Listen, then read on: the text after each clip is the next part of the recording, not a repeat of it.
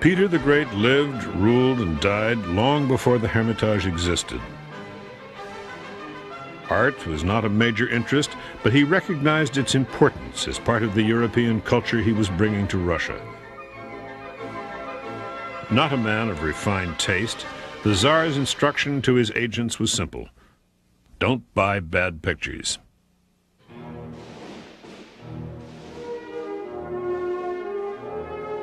So, they bought him, among other things, a Rembrandt, David's Farewell to Jonathan, which is now part of the Hermitage's permanent collection. Peter acquired more than 200 paintings from dealers in Brussels and London. Most of them were Dutch and Flemish and radiated a naturalness similar in style to Van Honthorst's Christ in the Carpenter's Shop.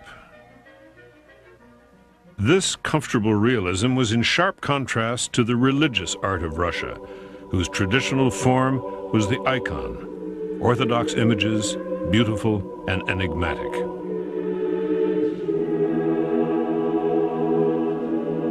The great age of icons began in the 12th century. In paintings done on wood panels, the Russians portrayed themselves as smoke-eyed saints and mystics. St. John the Theologian in silence. The life of Nicholas, patron saint of Russia. Mary, mother of Jesus. These figures symbolize a capacity for sorrow and suffering. They tell of a spiritual life beyond the comprehension of Western Europeans. They speak from the profound depths of the Russian soul.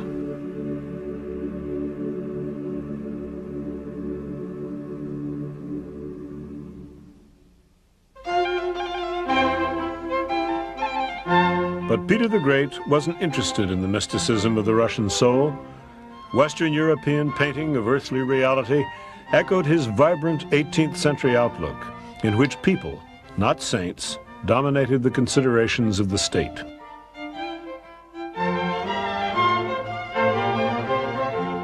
This portrait of Peter the Great as a young man hangs in the Hermitage.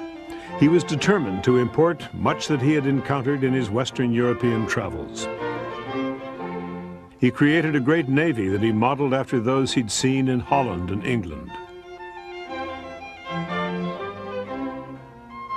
And he forced men to shorten their coats and cut their beards to conform to European fashion, an order so strongly resisted that Peter finally allowed men to keep their beards if they wore a medal showing they'd paid a heavy tax. But Peter's drive to modernize went far beyond fashion. In the early 1700s, he decided to build a whole new capital city.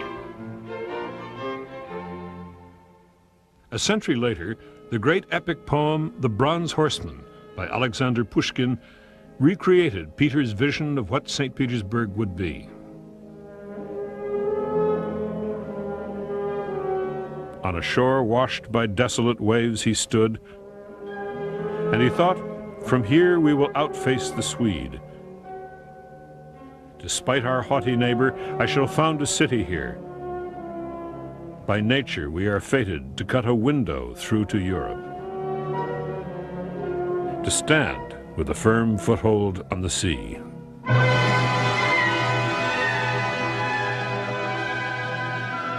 The haughty neighbor was King Charles XII of Sweden, a young man with an almost maniacal love of war. The Swedish Empire encircled the Baltic Sea, and Charles XII was determined to annex Russia. But Peter the Great faced the Swedish threat and put his firm foothold on the sea. The first structure at St. Petersburg, the fortress of Peter and Paul.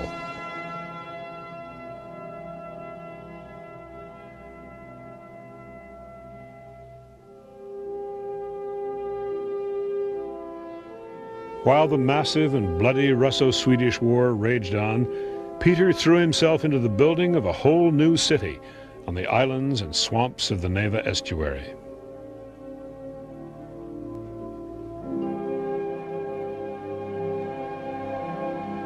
A graceful shape began to emerge from the chaos of construction on the banks of the Neva.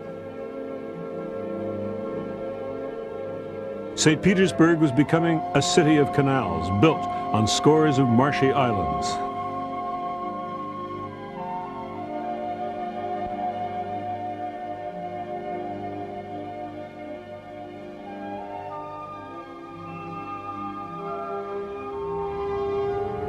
It is a city of inordinate beauty. It's often called the Venice of the North, but it was created at an appalling cost by the savage, brilliant visionary who ordered it built as you and I would order lunch.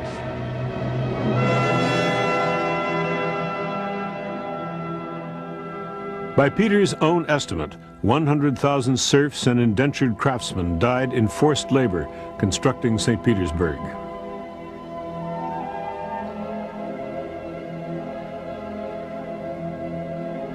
The Tsar was everywhere, planning, supervising, demanding, exhorting. He issued an edict forbidding any building by stone anywhere in Russia except St. Petersburg, forcing every mason to come north and work on the city. Artists and artisans from all over Europe embellished new buildings with elegant decor, much of it surviving to our own time. Aristocrats were pressured into putting up great mansions and palaces in St. Petersburg. Libraries and universities opened, and great cathedrals rose into the Russian sky.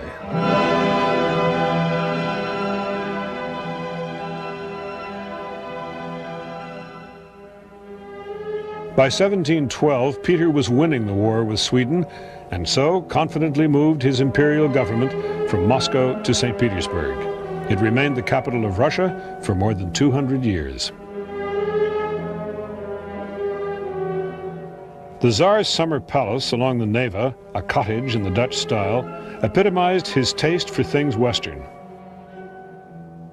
He regarded St. Petersburg itself as his window on the West, an aperture through which European ideas could flow. He knew that a window alone couldn't change anything as frozen in custom and ignorance as Russia. When Peter wasn't putting down rebellions, fighting wars against the Swedes and the Turks, or building cities, he addressed himself to the problem of trying to haul his country into the modern world of the 18th century. Of this accomplishment, he said, "We have lifted the curtain drawn in front of our country's curiosity, which deprived it of communication with the whole world." The man who did this bust of Peter the Great was an Italian sculptor named Carlo Rastrelli, whose son Francesco designed the Winter Palace for Peter's successor, his daughter Elizabeth. Peter the Great did not live to see the construction of this splendid home of the Tsars or the Hermitage which was added to it. But he did live long enough to see a Baroque metropolis rise on the banks of the Neva.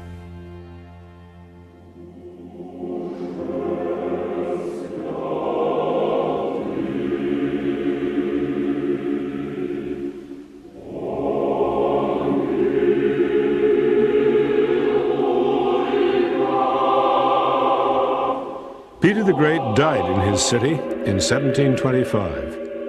He was 53 years old. At the end he said, "I hope God will forgive my many sins because of the good I have tried to do for my people."